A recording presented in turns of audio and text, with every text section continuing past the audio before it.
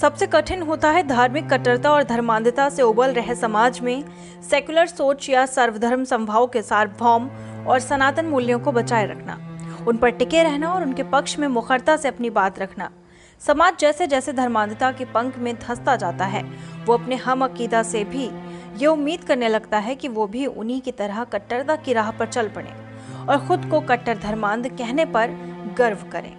तभी धार्मिक और आस्थावान लोगों में से ही कोई आगे आता है और अपनी आस्था के साथ साथ एक बहुभाषी, बहुधार्मिक, बहुसमाजी और विविधतापूर्ण समाज के लिए धर्मांधता के विरोध में चट्टान की तरह खड़ा हो जाता है। इतिहास धारा के विपरीत तैरने वालों को नहीं भूलता है। मौलाना अबुल कलाम आजाद भारत के इतिहास में ऐसे ही व्यक्ति थे। वो न नास्तिक थे, न निरीक्षरवादी। वो अपने धर्म में अपनी आत्मा की गहराई से आस्था रखने वाले, पर वो भारत के विचार आइडिया ऑफ इंडिया के प्रबल पैरोकार थे। निजी धार्मिक आस्था और धर्मनिरपेक्षता में कोई बैर नहीं है और न ही कोई अंतर विरोध है। ये मौलाना के व्यक्तित्व से सीखा जा सकता है। नमस्कार, मैं हूँ अलाना खान। अभी जिन शब्दों को मैंने दोहराया ये रिटायर्ड IPS विजय शंकर सिंह के हैं।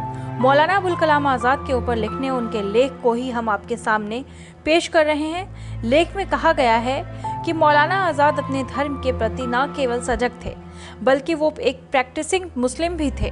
पर जब देश के मुस्लिम समाज का बहुसंख्यक वर्ग चौधरी रहमत अली के सुझाए आइडिया ऑफ पाकिस्तान, अल्लामा इकबाल के मुसलमानों के लिए एक अलग सांस्कृतिक परिवेश की धारणा और मोहम्मद अली जिन्ना के द्विराष्ट्रवाद, जिसके अनुसार हिंदू और मुस्लिम दो अलग अलग कौम हैं और वो साथ रह ही नहीं सकते हैं, कि घातक सिद्धांत के मायावी जाल में लहालोट हो रहे थे, तब मौलाना आजाद भारतीय राष्ट्रीय कांग्रेस के साथ थे।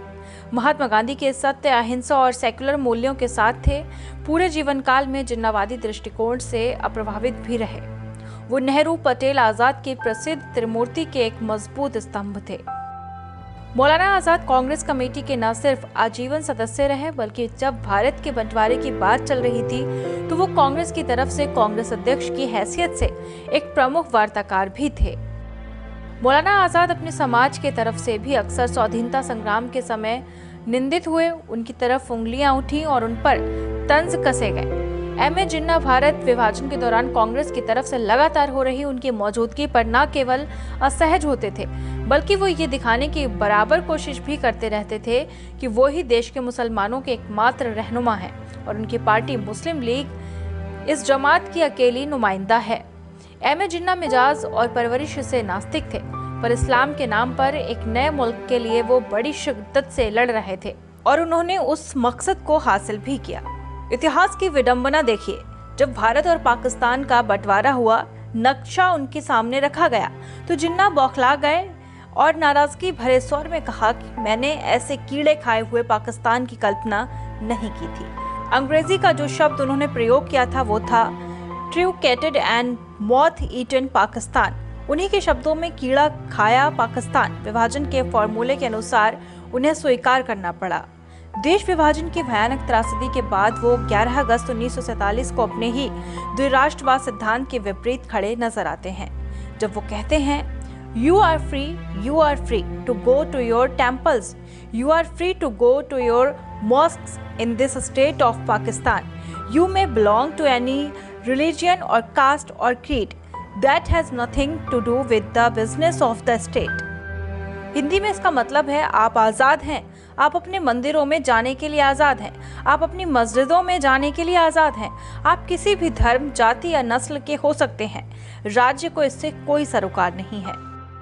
ये स्टीफन फिलिप कोहेन के रचना आइडिया ऑफ पाकिस्तान में प्रकाशित 11 अगस्त 1947 को दिए M.A. जिन्ना के भाषण का अंश है।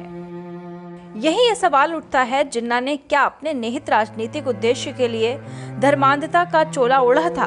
यह गांधी के बढ़ते कद से उनका ईगो आहत हुआ था और वो मुस्लिम समाज की राजनीति की ओर बढ़ गए थे। यह कीड़े खाए पाकिस्तान ने उसका हृदय परिवर्तन कर दिया था।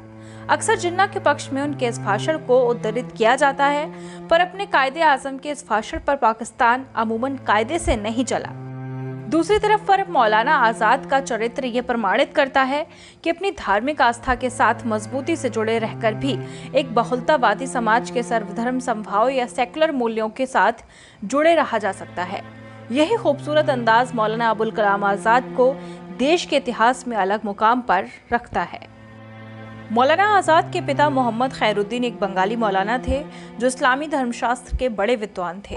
उनकी माता अरब के मोहम्मद जाहरवागी की बेटी थी जो मदीना में एक मौलवी थे। मौलाना खैरुद्दीन अपने परिवार के साथ बंगाल में रहते थे, लेकिन 1857 के समय हुए विप्लव में उन्हें भारत छोड़कर अरब जाना पड़ गया। मौलाना आज़ाद का जन्म मक्का में ही हुआ। जब वो 2 साल के थे तब 1890 में उनका परिवार वापस भारत आ गया और कलकत्ता में दोबारा बस गया। उर्दू, अरबी तथा फारसी भाषाओं का ज्ञान उन्होंने बाल्यकाल में ही अर्जित कर लिया और इसी के सहारे से वो इस्लाम के धर्म ग्रंथों, इतिहास, अन्य शास्त्रों सहित कई विषयों के विद्वान हो गए थे। यूरोपीय दर्शन का भी गहन अध्ययन उन्होंने किया था। उनकी पहचान उच्च कोटि के विद्वान, लेखक और श्रेष्ठ वक्ता के रूप में होने लगी थी। उनका जन्म परंपरागत धार्मिक परिवार में हुआ था, लेकिन वो खुद प्रगतिशील विचारधारा के थे। एक बार इस्लाम के कठमुल्लापन और प्रगतिशील बुद्धिवाद के द्वंद्व ने उनका रुझान नास्तिकता की ओर कर दिया था, लेकिन ऐसा हुआ नहीं। उनका धार्मिक दृष्टिकोण नई ऊर्जा में तब्दील हो गया। यही ऊर्जा उनके सामाजिक, धार्मिक एवं राजनीतिक विचारों का वाहक बनी। कट्टरपन उनके स्वभाव से दूर रहा और वो समन्वयवादी विचारधारा को लेकर भारतीय राजनीति में प्रतिष्ठित हुए। उन्होंने प्रगतिशील विचार अपनाकर हिंदू मुस्लिम एकता के प्रचार से राष्ट्रीयता के निर्माण में योगदान देने की कोशिश की।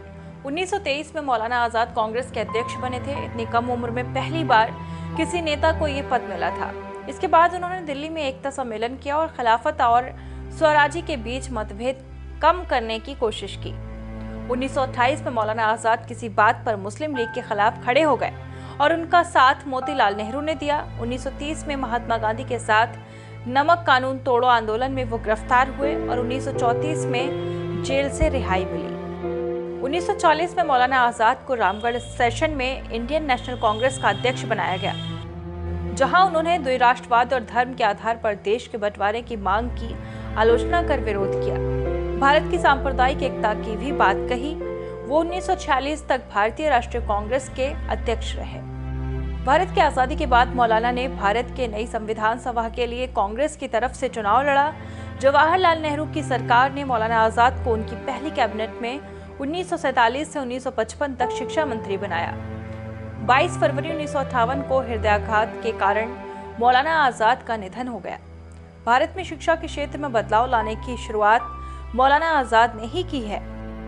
इतिहासकार डॉक्टर ताराचंद उनका मूल्यांकन इन शब्दों में करते हैं: मौलाना अबुल कलाम आज़ाद की विचारधारा वाली मुसलमानों की एक विशाल संख्या में विभाजन के समय भारत को ही अपना राष्ट्र माना, जबकि इस्लामी सांप्रदायिकता के नफरतंजय तमाम आतंकपूर्ण आचरण के भय ने पाकिस्तानी क्षेत्र में रह रही अधिकांश गैर मुस्लिम जनता को भारत लाने के लिए विवश कर दिया।